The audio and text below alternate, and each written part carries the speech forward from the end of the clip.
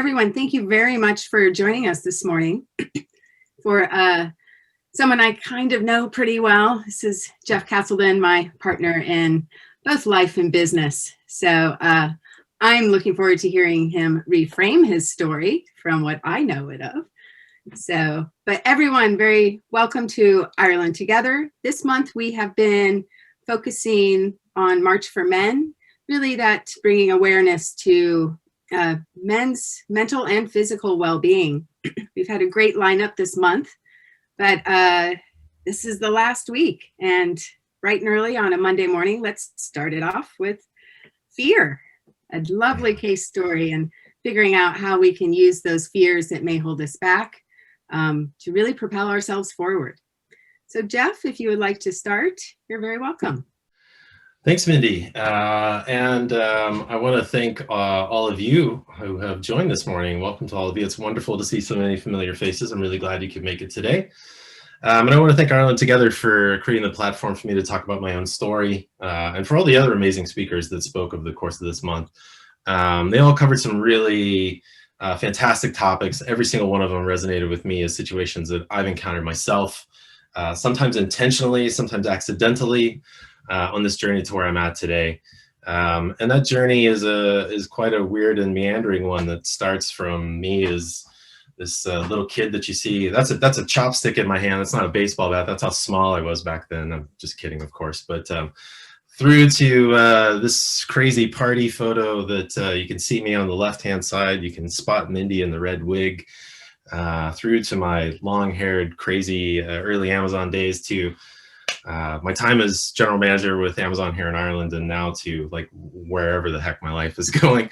But I want to thank you all for coming here today. I really hope no one's going to be disappointed by the fact that this isn't a case study in the sense of like some sort of scientific analysis or some psychological examination of some sort. Like it's literally just going to be me talking about my own life experience, facing both some very conscious and unconscious fears. And I'm probably going to skirt the border of boring you with my life story, and also hoping at the same time that it might inspire other people and maybe give you some ideas, some new perspectives, or maybe the courage to do some things that like I needed to do myself, but didn't have the courage at that point in time, or the role models that I had needed in my life to be able to do that. And like, I don't really see myself as a role model necessarily, but I do see myself as someone who I think is often sort of cast in this light, or put in this box of like being a success. You know, people see what my CV and they make some big assumptions. And I don't want to talk today about how I do feel like a success, but I feel like a success really on my own terms, and not on the way that we're like culturally programmed, I think, to see success. And I think that, you know, a lot of times when we think about success, you know, this is what a lot of people think it looks like, this kind of straight line to, wow, you built this fantastic career for yourself. But in reality, it's this twisty, turvy kind of road that sometimes means we go backwards or in circles. And you know, getting to where I'm at today, getting here really took a lot of effort. It took a lot of courage. It took a lot of pushing and challenging myself and my own perception of the world around me, and really going against the stream of prevailing thought. And you know, at times kind of feeling like a salmon, like struggling against an onslaught of a million other salmon, and I'm headed in the opposite direction of all the other ones. It can feel a lot less like being special and a lot more like being alone, being unseen, being misunderstood, and maybe like you're the one that's kind of missing something. And through that journey, though, for me, you know, I've reached kind of a level of calm, fulfillment, and the sense of purpose has emerged for me that I just feel compelled to share, like seeing what others in the community have done. So I hope it's something you're going to find mildly enlightening, hopefully a little entertaining, maybe a little challenging at moments. And it might not resonate with all of you. And if that's the case, like, that's okay too. You know, if you get bored and you want to leave halfway through, I'm not going to be offended. But hopefully you have a little bit of fun here. So let me start a little bit, maybe just by like, who the hell is this guy? So I'm Jeff. I'm a co-founder at Castleton Consulting. We're a small company. It's just myself and Mindy, and we see our purpose as really creating the visionary, inspiring, transformational, aspirational leaders, systems, and organization that our world really needs today to be able to navigate, not only navigate, but really transcend and flourish through this volatility, uncertainty, complexity, and ambiguity that makes up the world that we have today. And our focus is really on executive coaching, organizational transformation, and consulting. And we do all this through the lens of something called vertical development. And I'll talk a little bit more about that later. But, the person you meet today isn't the me that you met 20 years ago, or probably even like 3 or 4 years ago. My experience has really shaped and molded me into the person I am now. So what was that journey? So I'm going to go way back to being that little kid in Indiana that I showed you. I'm originally grew up in Indianapolis, Indiana. My parents were high school sweethearts. They had me at the ripe old ages of 23 and 21. And I was the only child they had. We were far from rich, probably lower middle or upper lower class at the best, but it really didn't matter. Like, we had love, caring family. And I was a bright kid. I could read kind of early. I was apparently gifted, whatever that really means. But we couldn't really afford a private school education for me, so I went to public school like most people. And I got skipped ahead when I was in kindergarten to first grade after the first semester, which kind of also meant that as a very small kid, I immediately developed an inferiority complex, as everyone around me is larger than me, older than me, and just like, wait until puberty, kid. This is going to get really fun. So early childhood, nothing special. But at 6, my grandmother died. So we ended up selling the house that we lived in, moved out of the big city of Indianapolis to the small town of Monrovia, just outside of Indy. It's kind of like living in the fields of Kildare for those of you who are here in Dublin. It's a town of about 700 people. And I kind of shift from, this environment where I live in a city, one of my closest friends and my childminders were African Americans, to like living in an all-white county where the Ku Klux Klan is like part of the culture. So it was a big shift. And over the next few years, the family dynamics for us really started to shift quite a bit too. My mom was always the rock, and she still continues to be for me. But for my father, life was a lot more of a struggle. His father, who had been orphaned as a child, left when he was 7 or 8. And so my father probably didn't have a whole lot of good frame of reference for what being a great father looked like. And he bounced around from a lot of jobs: manufacturing, maintenance, insurance sales, parks management. And over time, my parents' marriage begins to struggle. As it turned out, despite the fact that my mom only gave birth to 1 child, she really had 2 kids eventually, my dad being the other one. And eventually, my father has an affair, ends up leaving my mother and I, abandons us both, moves to Iowa, and eventually to New Orleans. So by the age of 10, he's gone, and I'm pretty much on my own with my mom. I'm a latchkey kid coming home from school, looking after myself, maturing at a young age. And it was, a tough 6 to 12 months for a single mom. But my mom remarried. She remarried another high school sweetheart of hers, a very nice man who's had his own struggles before they got together, but really did his best to be the father that I no longer had for the next 3 or 4 years. And my dad kind of resurfaces periodically. His contact's really mostly limited to him kind of reaching out to me to intervene in his relationships. They'd start to fall apart, and he'd encourage me to reach out and ask his girlfriends questions about when they were getting married, and essentially kind of used me as a bit of a lure, way to guilt them into staying in this relationship. And eventually, things kind of fall apart. My dad sort of returns to Indiana. He's essentially homeless for a while. We attempt to kind of rebuild a relationship between us that experiences a lot of highs and lows. And eventually he finds himself close to settling down with a new partner as I'm about to graduate from high school. Hopefully I'm going to be first in my class. My sights are set on going to New York University in Manhattan.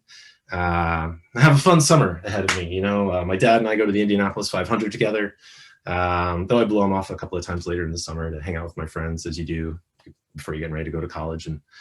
But then things kind of start going off the rails, with his relationship. My dad struggled a lot with codependence, and his relationship with this latest woman starts to fall apart. So does he. And over the course of about a month or so, he begins to noticeably struggle with alcohol. He buys a gun that a friend takes away. He's arrested for public intoxication. He's released. He's fired from his job. His girlfriend moves out. His car breaks down. And he's on his own in this place that he's gotten for them. And he asked me to intervene again. And I move in with him for a couple of weeks. I'm off to college here in 3 to 4 weeks. This is a rough time, And eventually one day, my dad's friend Brian calls and tells me that my dad's been found in the park where he works, that he had hanged himself from a tree. And And so I rush to the hospital and I go into the ER and I find my father there, his eyes open, unconscious, laying on a table. And for me, the bottom kind of falls out. And his next of kin is basically me. You know, he has a brother who's kind of a bit flaky. He's divorced. His parents are dead. So I get to make the choice of whether or not my father will be resuscitated or not. And I decide no. And 4 days later, he's dead. And I'm holding a funeral for him. And I'm at the ripe old age of 17 now. And I'm already carrying around some amazing fears at this point. You know, this fear of failing, not living up to the expectations of others. The sense of like everyone else is bigger than me and knows something that I don't. And that nothing is stable when it comes to family or security, and that abandonment's a real thing. And so 2 weeks later, I go from being this small high school overachiever to finding myself completely overwhelmed in a Big Ten university of like 40,000 people. NYU was about 3x the cost of what I could manage to go to school in state for. So I end up going to Indiana University and stuck I wouldn't say stuck, but I'm dependent on financial aid there. I wanted to go into medical school at this point in time. I wanted to help people, but I also wanted to be able to make a living for myself and have a little bit more stability than I had as a kid. But I ended up registering in time for any of my classes. As you can imagine, when those kinds of things happen in the summer before going to sign up for your school classes, it was about the last thing on your list. But I end up in calculus, which ultimately I fail, chemistry, biology, and oddly, an African-American film studies class where I get to watch films like Shaft and Superfly and Do the Right Thing. And little do I know what impact this is going to have on me later. But I end up, you know, as this honors program kid who's near an academic probation after my first semester. Life's a struggle at this point, you know, and I get to experience my own adolescent, early adult struggles with women, myself, with drink, with organic chemistry the next semester, which I decide is boring as shit. And I don't really want to continue just memorizing things. Like, I actually want to think critically about the world around me. And I really start thinking about, you know, what am I doing here?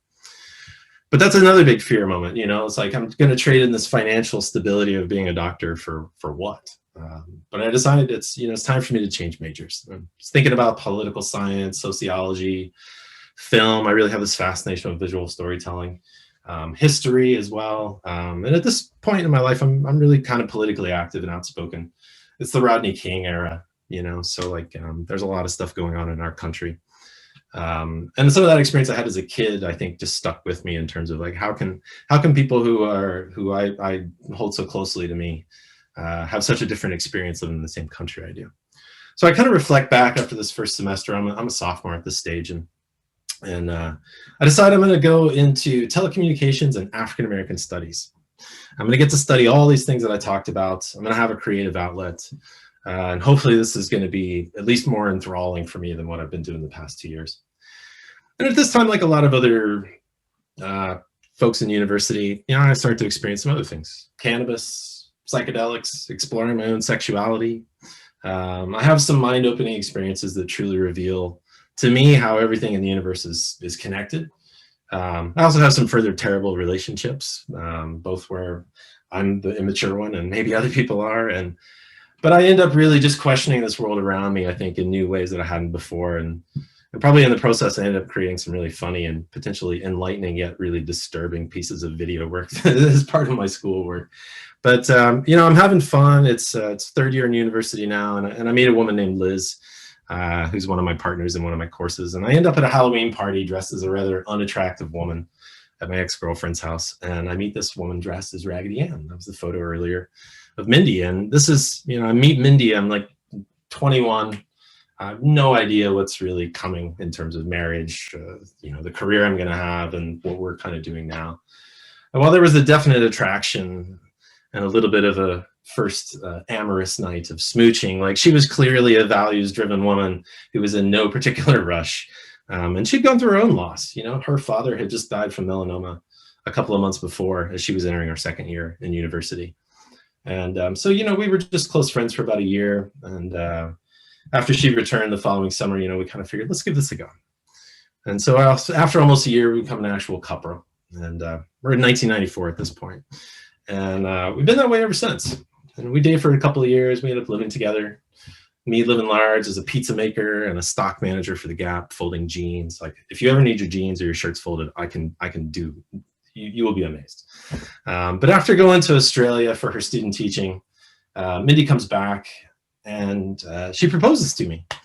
Totally surprised me, but she knows what she wants, you know. And after 14 months later, we're married at the age of 24. And we both want to get out of Indiana. And Mindy's got a little bit of extra money that can help us move. So on our honeymoon to Hawaii, we decide, let's stop over in Seattle. We're going to interview for some jobs. We end up getting these jobs, and we pack all our shit when we get back, and we drive 3.5 days across the US later, and we start a new life. And more fears are starting to emerge now, you know, leaving behind everything that I've ever known. You know, like I've flown to San Francisco once at this point, and I had been on this honeymoon, but like I've never been really outside of my home state, aside from, you know, a few trips as a kid. And now I'm also looking at having to build new relationships, new friends, understand a new city where I'm nameless and unknown, and I know no one there. So we make this big move. We get to Seattle. Mindy's teaching at this point. I'm still working with the Gap, and I go through about 6 months of just absolute misery rather. It rained 92 straight days. I got an ineffective manager at the job that I'm working at, and I'm selling fancy clothes to little kids. Like, this is not really where I envisioned seeing myself. And I meet a guy, the first friend I make when I moved to Seattle, named Tyson Lamoureux. And Tyson works at Amazon.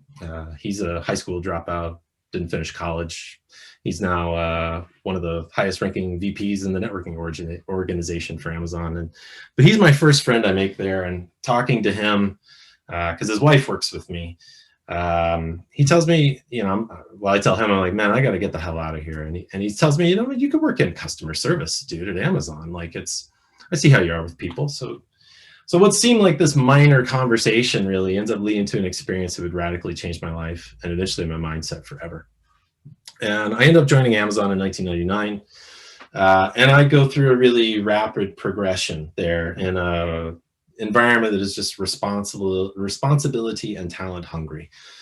So I start as a customer service agent. I end up moving into a technical lead role, start to learn programming. And Mindy even joins me about 6 months later, after seeing the state of public schools in the state of Washington, and just like, this is not what she wants to be doing either.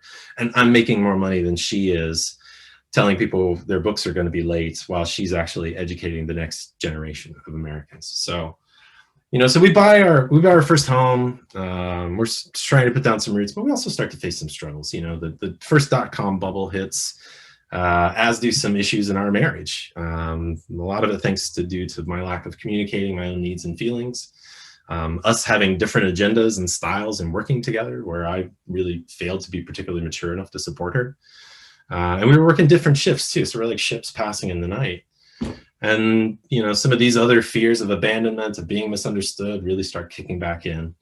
And after a little over a year, Mindy actually loses her job with Amazon due to some changes that they decide to make. And I begin having my own worries about whether or not I'm going to face the same kind of challenges that my dad did. But I decide at this point, you know, I'm gonna transition jobs. I end up getting a break, and I move into a more technical role, working the help desk with Amazon. And I decided I'm going to make every opportunity out of this I can. So I'm saying yes to everything. Anytime my manager's away, I jump in to do stuff. I'm getting to own some company-wide stuff. And I have this really great manager, this guy named Brian McGuire. And Brian helps me get set up to go to the UK for the very first time. I get to go to the remarkable destination of Slough, which, if you've never been to Slough, I really highly recommend you go. This is the first place I ever traveled outside of the continental, outside of North America. I'd been to Canada before. I go there to train some people, and, you know, look, Slough's nothing special, but to be honest, like, it still opened my eyes and my perspectives. Like, I remember sitting in a hotel room a night after we'd been out in London. I'm eating a ploughman's sandwich on my bed alone, wondering what the fuck Branson pickle is and why anyone would put this on anything. Like, at this stage, I have no idea what this stuff is. But I'm also just crying over this profound feeling of like being connected to people on the other side of the world. And it was amazing. And I just realized I'm like, I got to do more of this. But I'm about at the end of my rope with my job. I'm really not getting anywhere. I'm not good enough as an engineer. I'm busting my ass 60 hours a week, and I'm not really getting ahead very much. And there was a project that I'd worked on that I kind of botched, but I really owned it. I fixed it. I saw it through, and I ended up winning over this other woman who became a pivotal figure in my life, named Penny Campbell. Penny ran this project, and she was starting a new operations team in California for an Amazon subsidiary called A9 that owns search for Amazon. So suddenly the opportunity is presenting itself for Mindy to go to where she's always wanted to go, San Francisco.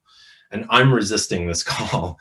Like, no, I've picked up my life once already and rebuilt things. Now you want to do this again.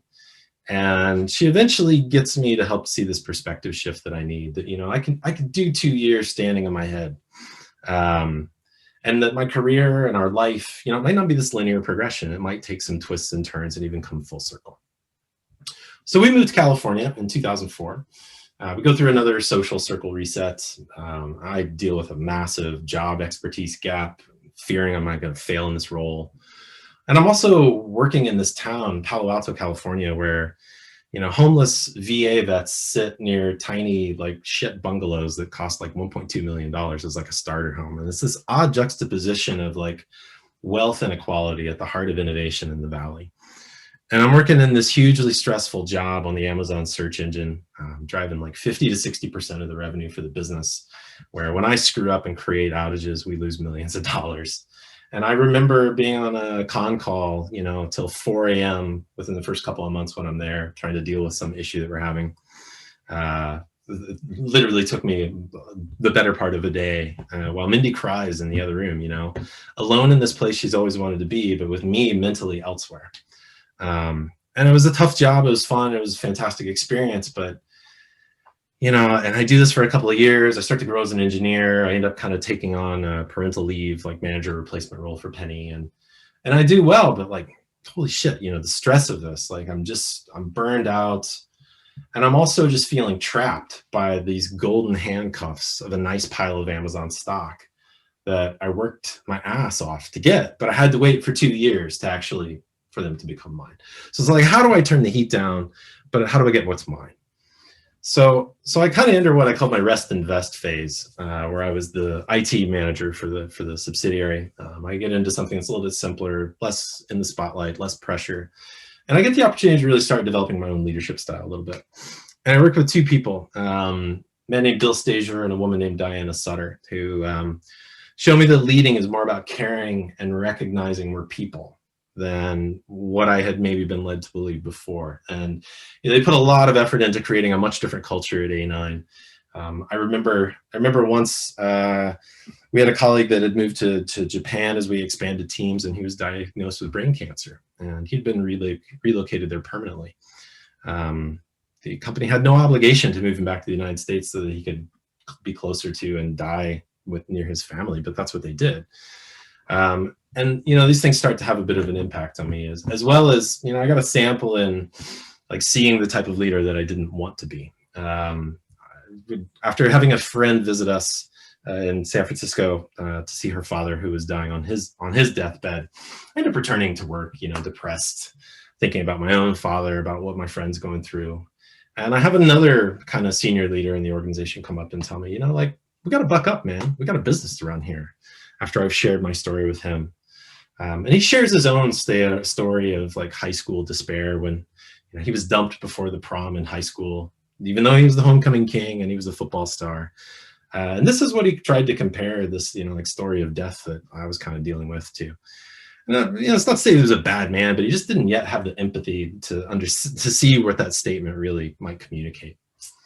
So I'm starting to assemble some of these pieces in my head, and I'm also, this experience in Europe has kind of lit a fire within me. And we end up visiting Ireland in 2004, France, the Netherlands a couple years later. And my own manager, Brian McGuire, comes back one day and he tells me he's got an opportunity for me to move to Luxembourg, which I'm ready to take.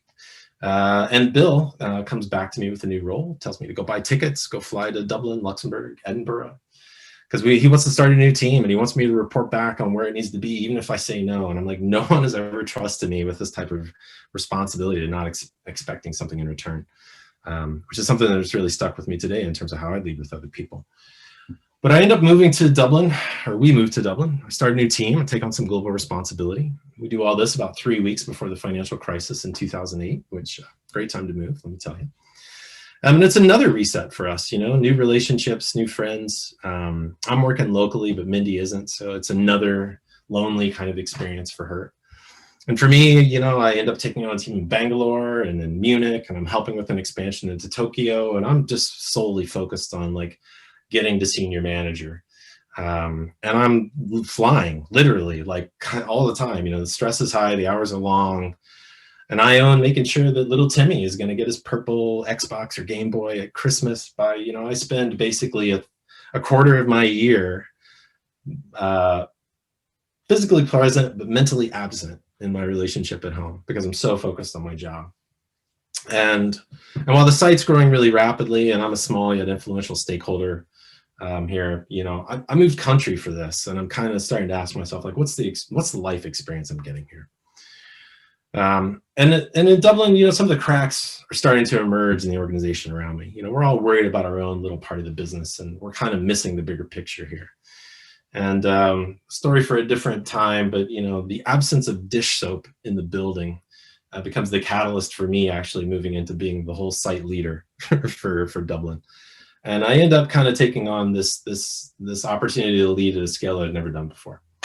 And I was lucky enough to get some really wonderful support from Bill and from Diana and from another man that I worked with named David Dubinsky at the time. They really gave me the space to operate. They stretched me. They advocated for me. But I'm also really most thankful, I think, to Mindy at this point, because she was the one who really encouraged me, who coached me, supported me, listened to me, and challenged me. But at the same time, cracks again are starting to emerge in our marriage as I'm chasing whatever this vision of success looks like. And I got another big fear moment that I'm starting to really grapple with, which is this big time imposter syndrome that I've got. Despite my internal success at Amazon, I'm hobnobbing with CEOs of other companies and with the Taoiseach now. And I've never led more than 25 people. And now I'm suddenly dealing with 300 that grows to be about 1,500 over the course of a few years. And I'm herding cats and finding stakeholders and trying to build a mandate for myself. And I really, work on establishing this vision of trying to build this up as one of Amazon's largest tech sites. And I'm fortunate enough to have really great people around me to pull a lot of it off. And I ended up getting nominated by my VP to join this leadership team this leadership program rather, that had me with the cream of the crop in Amazon. All these people at my level and the one above were the next directors, VPs, and eventual SVPs if we're lucky enough, And that's a hell of a group to be in. These are people who probably make a salary of just under $250,000 a year, but they're probably taking home, $30 to $50 million in stock every year. You'd be set for life, sort of thing. And I get access to a coach in this program, a woman by the name of Kelly Holm, who I worked with back in the States. And I remember Kelly asked me, "What's the legacy you want to leave, Jeff?" And I knew what I didn't want it to be. I didn't want to be someone who, compared death to, your high school prom date dumping you.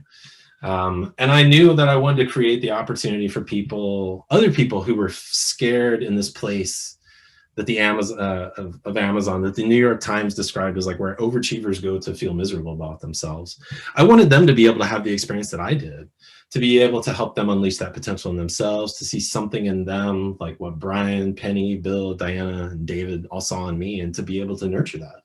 Because together we're all much stronger than if I were alone, were the one growing or succeeding.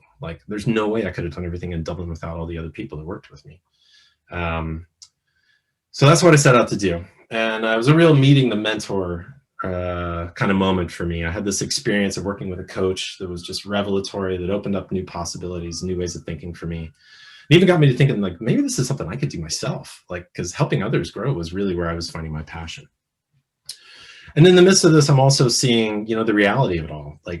Within Amazon, really aggressive kind of performance management system that was probably nixing 7 or 8% of the people that were at the bottom every year, giving all those as the top wealth, but leaving those in the middle who were great enough to be Amazonians, just barely enough to keep up with inflation.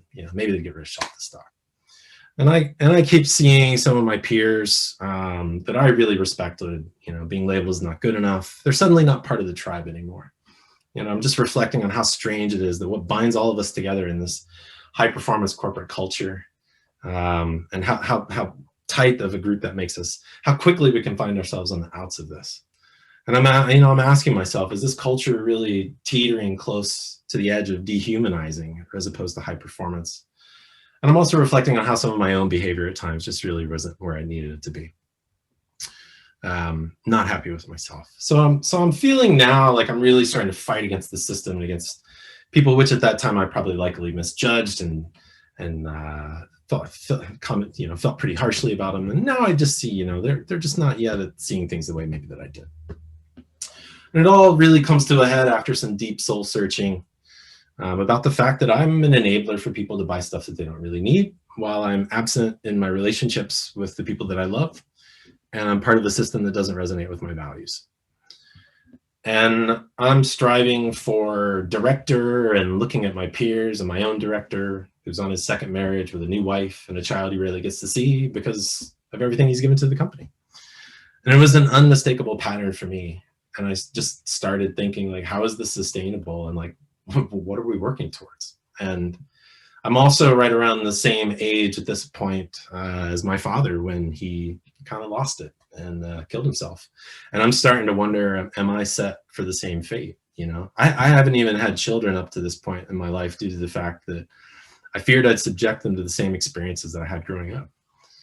And like knowing that your parent has killed themselves is something that can really leave one with a real sense of emptiness and lacking self-worth. And while I'd managed to navigate this fairly well, like I just couldn't do that to another person. So this is not the life for me. That's what I decided. But at the same time, another massive fear to overcome. I'm scared shitless to walk away from what will give me the security that I've craved, and to shun in many ways what I'm culturally programmed to see as success. But the more I thought about it, the more I realized like this wasn't freedom, nor was it security. This was me not being that person in my youth who cared about the planet and other people and enjoyed art and painting and drawing and music and doing all sorts of stuff I never did now because I work so goddamn much. And I brought home loads of money, an ample amount of which I hope to have preserved a future with, but loads of which I spent on fancy trips, top shelf liquor, expensive restaurants, clothes, and stuff that ultimately brought me only fleeting happiness at best. And I was lucky enough to have coffee one day with my very good friend who's on the call today, Colin Harris, who helped me realize that the experience that I had acquired and I developed over the course of 17 plus years was something that other companies would see as gold dust. And I just didn't see it. I lacked the perspective and confidence to believe that I was going to succeed outside this weird and peculiar environment of Amazon. And what I really wanted to do wasn't necessarily going to fit within that container. And that was limiting my own growth. And I didn't want to be limited by however they wanted to define or restrain me. So in many ways, it was kind of like Colin gave me the key to the golden handcuffs. I'm sure he'll have some really inappropriate jokes to share in that context later. But, and by the way, while I might speak of Amazon, like I had some of the greatest and most challenging experiences I ever had in my life there. And it helped set me up for where I'm at today. Just like every one of those other wonderful and terrible events that happened to me before.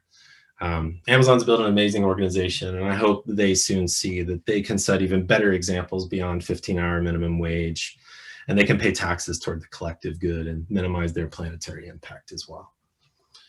So I'm kind of at an internal impasse myself. So I decide I'm going to take a sabbatical for 3 months. I just had a ton of conversations with people. I thought about my own values and what really mattered to me, and I remembered the advice that a woman named Maureen Taylor, she's the one of the co-founders of a company called S&P Communications, told me about my imposter syndrome. She said something along the lines of like, Jeff, if you feel that way in those rooms with all those CEOs, knowing that you don't have that background, that MBA and everything else, how do you think they feel knowing that you're here without it? Like they might just be a little bit jealous about what it is that you have that they don't. They went through all this other stuff and you're here. So well, that's a pretty cool way of saying things. So thanks, Maureen. So I decide, all right, I'm ripping the plaster off. So I got my last stock vest from Amazon. I decide that's 12 to 24 months of security. I'm out of here. I can always go back, but I'll regret never trying. And after a bottle of wine around New Year's, Mindy and I decided we're going to go into business together.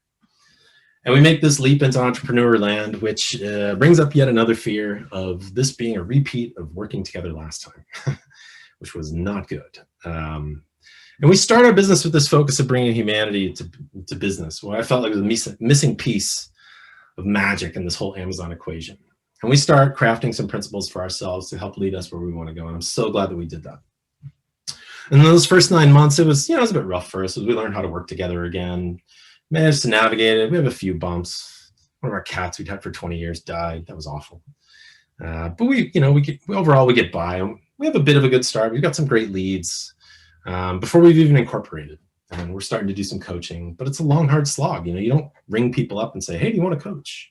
And the first 18 months is rough. And it's like that security blanket that I left Amazon with feels like it's going to be gone really, really fast. And we get an opportunity to join a stateside sales coaching organization, which would give us the structure, the sales pipeline that we're still figuring out. And cash-wise, things are getting so tight. And it's super high pressure for us again. And that fear of failure is really coming up big time. We're really starting to feel desperate, but it's not the direction for us, and we have a conversation about those values and those principles that we kind of base where we want to go on. And we decide we're going to stick to that despite the desperation, because we're not about sales. We're about something else, even though that might be something we can't yet express or state in a way that resonates with people that we hope to reach. And we end up in a group,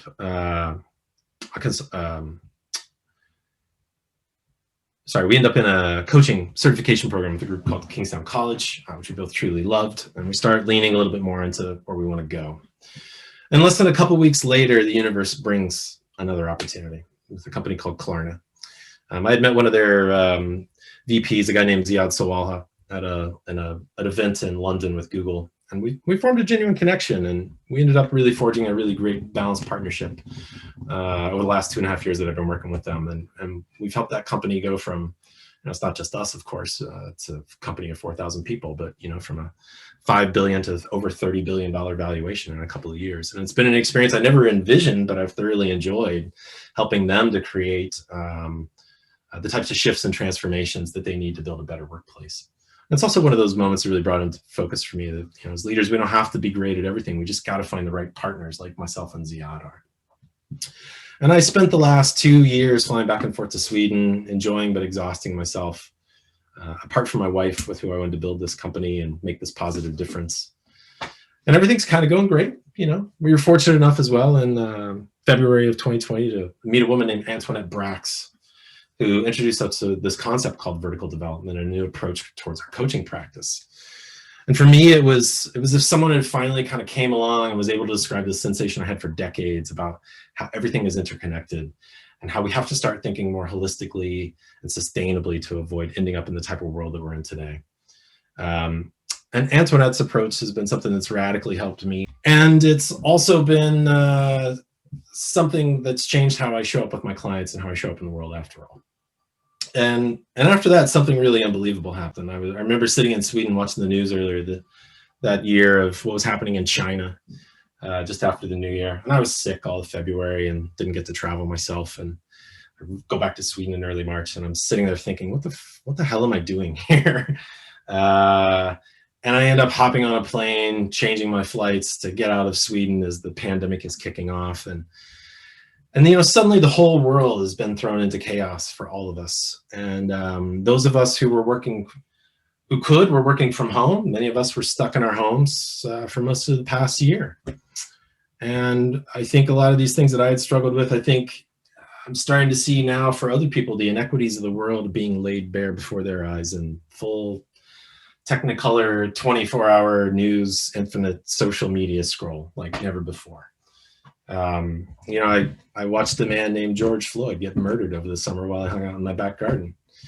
And that was an experience I never thought I'd have. And I'd say a lot more of us really started questioning, like, what the hell are we doing with our lives and where is our world going? And why was I flying the equivalent of 2.5 times around the world, going back and forth to Sweden all the time, running myself ragged over a job that I could do from where I'm sitting right now? Why was I running all over Dublin to coffee meetings, wasting time, energy, emitting CO2 for stuff I could do in a button-down shirt, and you have no idea if I'm wearing pajamas beneath this or like a suit. Like, why was I showering every day and wearing fancy clothes? And now I get away with doing it 2 or 3 times a week. I use less water. I actually have more time to enjoy myself rather than pointlessly rush around. And I also started questioning, like, why is the voice of our company still something that harkens back to like some new business owners trying to appeal to a wide range of possibilities with customers, with more of an angle on like developmental and coaching, developmental and performance coaching, rather than really getting people to lead more like humans, you know. Something that sounds soft and fluffy, but like we knew from personal experience was like something magical. Like this had made such a huge difference in my life. And even if I can't put a measure or a KPI on it, I can sure as hell feel it.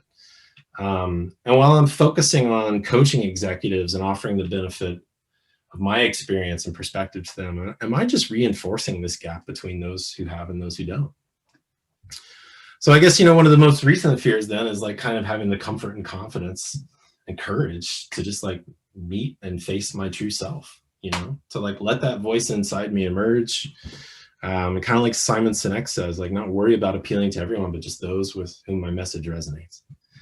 And now I'm 47, you know, I feel a sense of comfort finally, and I'm unapologetically being myself. You know, I know I'm not perfect. I embrace my own humanity. I try to show care and grace with others. And I know that sometimes I'm going to screw up, and hopefully I'm going to learn and grow from that. But I see that as a capacity that lies within all of us. You know, we're all redeemable people, just like any of the folks in my story today who may have seen cast as villains. I was clearly the villain in it myself at times. You know, I've been described as brazen, ribald, aggressive, and confrontational in the past. I strive much more today towards curious and open. But all of those people, including my father, whose actions subjected me to many things a child should never experience, you know, they were all doing the best that they could with their knowledge, their empathy, compassion, and understanding at the time. And the intergenerational trauma that the men in my family experienced as children simply manifested in their adult lives. So, you know, coming to terms with that, reconciling, understanding that myself has been a huge thing. And now that I find myself in a bit more of a place of ease, it can be tempting to think of like years squandered away in the chase of someone else's version of success. But in the end, like I know that I haven't squandered anything, because each and every one of those experiences, those choices, those moments where I decided to face and break through the fears that held me back have led me to where I am today. And am I wealthy? Well, it depends on how you define it. Like, my primary mode of transportation is my feet or my push bike. I don't have a yacht. I don't have a car. I live a comfortable yet modest life by Western standards. I try to minimize my footprint and the impact I have on the world. It's the only one we have. And I'd like to leave it, like everything I touch, a little bit better than I found it. So I think the better question is like, am I fulfilled? You know, does my life feel worth living? And am I living it for me and for those I care about and for the planet and the universe around me? And while it's very much still a work in progress for me, it's a resounding yes. You know, success for me at this stage doesn't mean amassing monetary wealth or enriching capitalists who are putting their money on the line while people put their blood, sweat, and tears into these enterprises, reaping a fraction of those rewards, despite the fact that their cash is no more valuable than our labor. You know, it doesn't outweigh our humanity. I think success for me is being part of a movement that gets us all to stop and think about what we've been doing, whether we've been living our lives for ourselves or for someone else, and whether all of these advancements are adding lives to our years, years to our lives, or life to our years. So that's what I want to bring to leaders and people in business and in communities today, is to stretch ourselves vertically, to unlock that capability to envision and create a better way of leading, of running our businesses, and of living, so that we can all thrive. An ability a lot like our case study today managed to do with the help of mentors, loved ones, and even some total strangers along the way, to reframe the fears that hold us back, that limit our thinking, and the potential for the world that we could create together. So can we just reframe some of these things that we're afraid of, you know? How not living up to someone else's expectations is an opportunity for growth, you know? It's your life to live, no one else's. Issues in our family, you know, our family is really who we choose it to be. You can find your own tribe. Leaving everything you've ever known is not a door closing, but possibility for new openings. Rebuilding a social circle in a new place is an opportunity to retell your own story and embody an evolved version of yourself. And with that imposter syndrome, you know, honestly, most people are making it up as they're going along, just like you. So don't be so hard on yourselves. But there's a few more, you know, repeating a past mistake. It's a chance to make new choices, construct a new narrative. Oversharing or revealing a bit too much like I've done today. Well, for many ways, I see it as living free from the weight of baggage that weighs us down. Not being able to master it all, you don't need to. Find the right partners, be stronger together. And shake off that cultural programming. Be free to define success on your own terms. And the last one, to channel the infinite wisdom of one of my idols, RuPaul. If you can't love yourself, how in the hell are you going to love somebody else? Can I get an amen? Amen. Amen. Amen. So you know, I'm almost to the end here. I'm sorry, this is running a little longer than I anticipated. I'm happy to stay past the hour for any Q&A. But you know, oversharing, yeah, leave it to the American to tell his whole life stories and go in a bunch of places that we don't normally go. Childhood trauma, failure, rocky relationships, all this kind of stuff. But speaking with a friend recently, I kind of wondered, like, would some of this alienate people? And I suppose I face that fear knowing in the work that I do, the voice that I have, the way I present myself to the world. It's an authentic amassing of all those experiences, those choices, those mistakes, the learning, the growth. And it makes what I offer the world today unique. It makes me me. And you don't get me without all that stuff. So why should I hide any of it away, push it away? You know, honestly, if any of that makes you uncomfortable, that's okay. Maybe it's something for you to look at, exploring it yourself. Like, what shadow remains there that's unhealed for you that doesn't allow you to talk about that in the same way? So that's my own story, really. I hope you enjoyed it. I have one more thing. I have a need that I have to meet. So I don't question whether all this was simply an exercise in my own ego, sharing all this. It was certainly cathartic, and I thank all of you for listening. But I always like to offer something somewhat practical, like a few takeaways for people. So, like, here's my 5 for today. Don't let anybody prevent you from being you. And I know I say this from a place of white male privilege, but don't let anybody tell you you can't do something that you want to do that doesn't hurt somebody else or the world around you. You be you. There are people like me with that privilege who remain committed to recognizing, revealing, and healing all of that stuff with others so that we can all experience the joy and love of being our true selves. For the leaders in the audience, bring in the best, build the environment, see, listen, feel with them, and trust in your people. If you're a leader in an organization, that's your number one job. Create a safe environment. That's what I strive to do every day. And why might I not always get there? It's 100% where my secret to success lies. Business owners, start thinking about the triple bottom line. People, planet, people, and profit. The system is broken. Like, focusing on growth and profit and GDP alone is a path to our mutual destruction. So focus instead on these 3. Long-term thinking and systems thinking is difficult, but it's our key to getting out of the state that we're in today. Serendipity, it's magical, but it's all, you know, what you choose to do with it that matters. You know, the universe brings to us what we need at that moment in our lives. And is this an opportunity to reflect, learn, heal, grow, or to be stuck where you are now? And the last one, love's everything. So love each other. Life's an amazing journey, a gift that each of us gets to experience in their own way. Be curious, be respectful, be compassionate, and honor this time that we've got together, and remember that we're all doing the best that we can. And the more that we can help each other see what we can't see about each other, the sooner we begin to mutually recognize each other as humans. So that's it for me today. I want to thank all of you for coming. I hope you've enjoyed this. You've all been amazing. And if anyone has any questions at all, I'm more than happy to talk. So thanks so much. Thank you. That was brilliant. That was amazing, Jeff. Woo! Thank you, Jeff. It was fabulous. Thanks, folks. Super, Jeff. Thanks for sharing.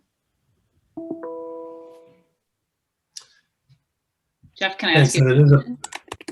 Sorry, did someone have a question? Yeah, I did. Yeah, jump on in, Sarah. So I have been really curious the past year, just with, you know, most of us having a very different life than we did before, like you were talking about.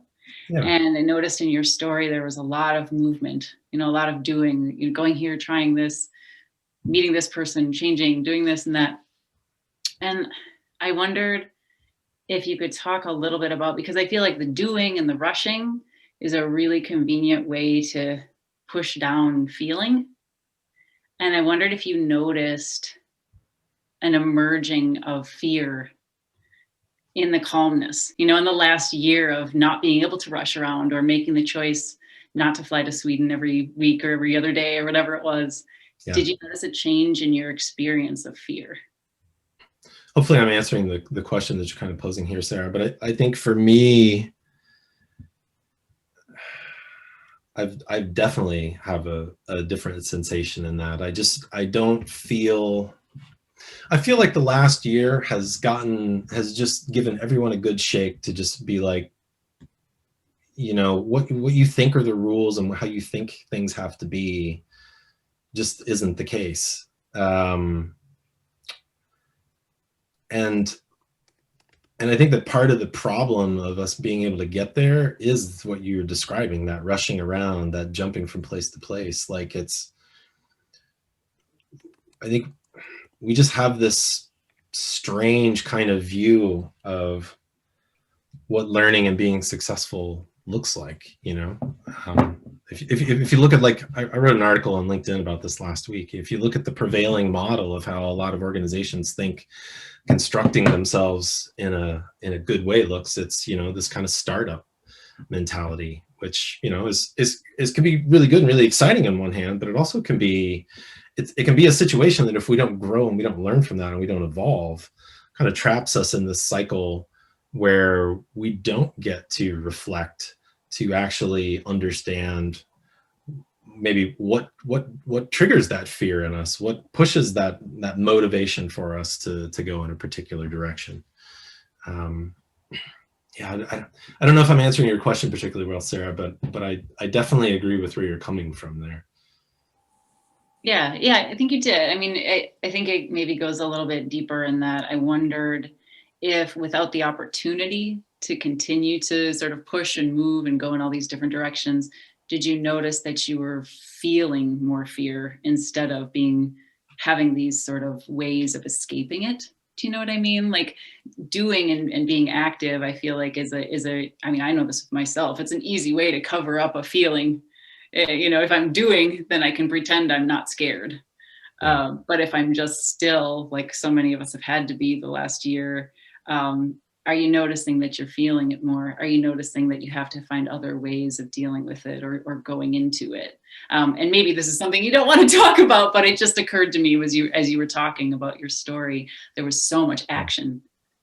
And yet the topic of the session was really fear. So I wondered, was a lot of that action motivated by trying to escape the fear, or was it something else completely and I'm way off base? Yeah, well, it's funny. I don't know if I'm going to answer your question at all this time, but as I'm listening to you talk, the one thing that's resonating with me is I've noticed lately how fear for me emerges in the context of procrastination. There's something that I'm not yet willing to deal with or tackle, or I don't feel ready to work on it or whatever. And I think one of the things that I've kind of started to realize now for myself is that I'm not ready for a reason.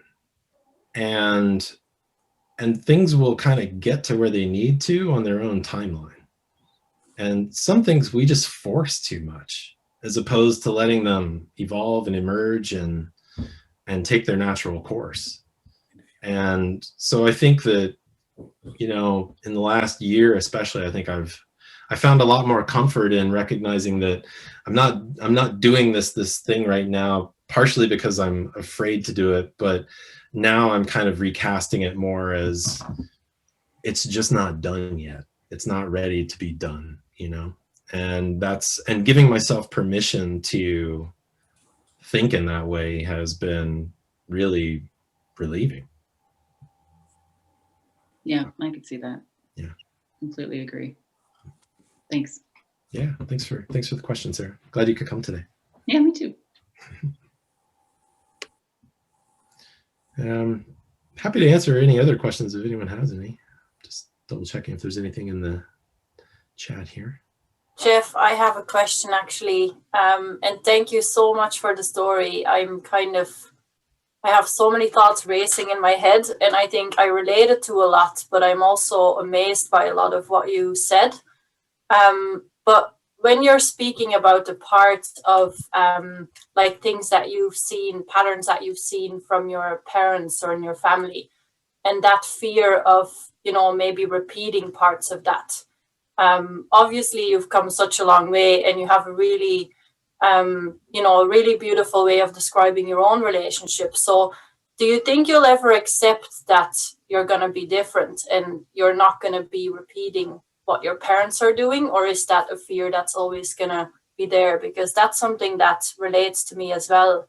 Even if you're doing things so different, it's kind of still sitting there where you're like, oh, will I do those same things as well? Yeah. Yeah, it's a beautiful question, Jennifer. Thanks for asking. My mom still lives in the same 50-kilometer radius that she's lived her entire life.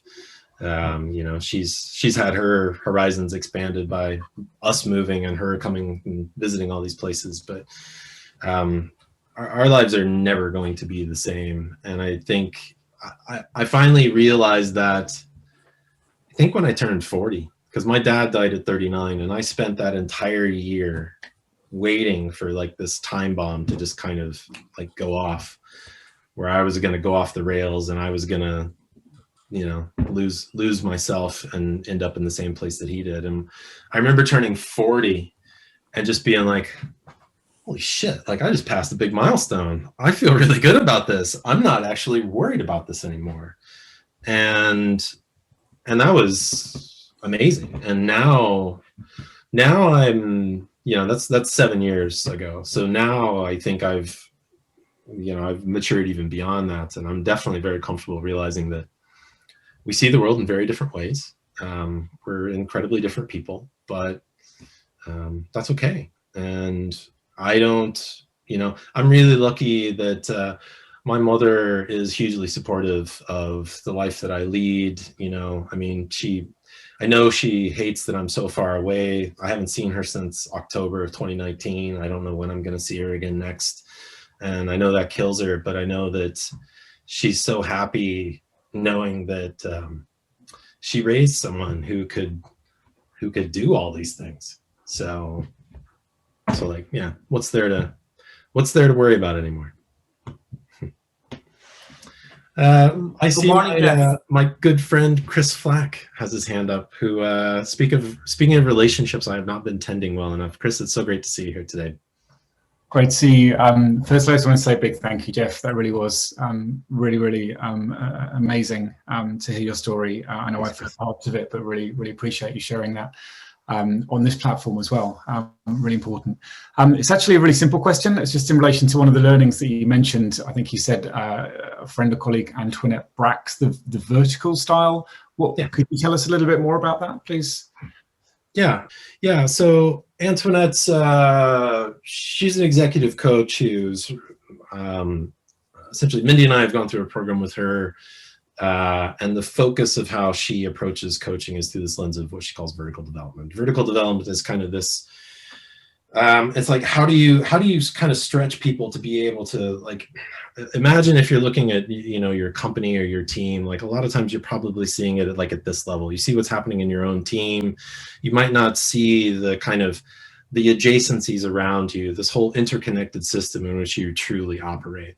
And that's really a lot of what vertical is kind of focused on, is like, how do we kind of pull out from that, microcosm view of things to a much larger kind of view of seeing the entirety of the whole thing. As you start to see and understand kind of the interconnectedness between all these things, you start to think, act, and behave differently. You start to recognize that things don't happen in isolation. So I suppose the shift really, Chris, is kind of going away from getting people to just be, as I kind of mentioned before, too focused on development or performance, and recognizing that if we want to build the types of organizations that most of us want to, I don't see most of the people that I meet in Ireland together or out in the real world really focused on, I want to build a business that's going to get to this point and then just stop. Like they want to build something that's going to last, that's going to persist, that's going to sustain. And to be able to do that requires us to be able to think bigger, to realize that how we show up in work and how we perform there ties back to our personal life as well. What's your own mental health like? What's your own physical well-being like? So it's really just taking all of that in. I've done probably a pretty poor job of explaining it right now, but I think Antoinette's website there will probably give folks a little bit more information. And I suppose the one thing I would just maybe say on the tail end of that, Chris, is that this is kind of a big shift, I think, for Mindy and I as a result of the pandemic, and really where we want to take our own practice. And part of, I guess, what we would like to bring even to the coaching and mentoring group that we have here in Ireland Together that meets every Friday is like, how do we all sort of up our own game and elevate how all of us are approaching what we do, so that as coaches, we're doing a better job of not just, helping rich people get richer and reinforcing that gap between us all, but that we're all collectively moving forward together in a way that benefits people, planet, and profit. Thanks, Jeff. Thanks, Chris. Really great to see you, man. We'll have to get together again soon. I'm sorry. Michael, I see you have a question. Good morning, Jeff, and thank you for sharing your wonderful story. It was very, very enlightening. Thank you. I've been speaking to a number of people across multinational industries quite recently, and they are feeling the pressure the whole time, like nearly to the point of breakdown, where an individual like yourself, you're saying giving it all, and then when they give their all, they're expected to give it another 100%. And at the time, people are feeling now, I'm cracked here, I'm burnt out, I can't give any more. And then you're going to go into attrition. Is there a way that companies are beginning to recognize this, or are they just paying piecemeal to this? I think it's both. I think, I've worked with organizations that I'm really worried about how things are going to go for them in the next 6 to 12 months. We live in a really global world now. A lot of companies, especially multinationals, have international workforces that they've brought people from all around the world to wherever it is they do their business. And some of those people are seeing what's happening in their home countries versus what's happening to where they're at now. I think some of them might feel almost like a captive audience. I'm not enjoying my job. I don't like what's happening here, but this is pandemic going on. Where am I going to go? How am I going to get another job? And I think there are a lot of people that maybe feel stuck right now. And I think that there are some companies that, they're just like, I always use this example of like, you think the printer is going to print faster just by cramming more paper in it. Like that's a physical impossibility, but sadly, that's where a lot of companies go. I kind of harken back myself to a piece of advice that David Dubinsky, guy who was my last boss at Amazon before I left, gave me at one point in time, where I had a very similar conversation with him. I just told him, I was like, man, I just can't do this anymore. Like I'm in my early 40s now. My health is not something I've looked after. I'm disappointed with where my life is going, and I'm at a breaking point. And I remember David told me something one day, and I sort of feel like if people could like embody this advice a little bit, like it's not going to solve the problem, but I think it makes it a hell of a lot easier to deal with. And David said to me, he was like, Jeff, your 100% is most people's 120%. Like if you dialed it back a little bit, like I doubt anybody would even notice except you and maybe me a little bit, because I know you so well. And he said, I'd rather have your 90% than 0% from you. Like if those are the two alternatives I have, I'm taking the 90. There's no question. So you do what you got to do. And that was amazing to have someone give me the license to say, okay, I can create boundaries for myself. And that was some of the best advice that I ever got. It's one of the things that I often give to other people now who are in that same position. It's like, you gotta let people are people. And if we treat them like people as opposed to cogs in a machine, expendable resources, you'll get what people give you out of that as well. you know. Him giving me that license to turn the heat down didn't mean that I went and fucked off and that I wasn't effective in my job. It meant that I didn't feel like I had to kill myself to be successful. And I returned that to him in loyalty, in care, consideration. Like, you know, I brought much more of myself to the table knowing that I had that relationship than I ever would have had it just been the paradigm of, you know, you're just not performing enough. You're not doing enough. And this is actually why, you know, I didn't really talk about this, but I was never part of AWS, which is actually what here in Dublin is really 85-90% of the operation for Amazon. My life would have been substantially easier had I just transitioned and transferred into an AWS team when I took over as leading the site. But I made a conscious choice not to, because I had leaders in my part of the organization that I trusted, that I knew treated me like a human. And that's not to say there weren't great people in AWS, but I didn't have the same faith in some of the folks that I had to look at there. So I think, I don't know, hopefully that's one easy thing I think that people can do. Just look at it a little bit differently. Thanks for the question, Michael.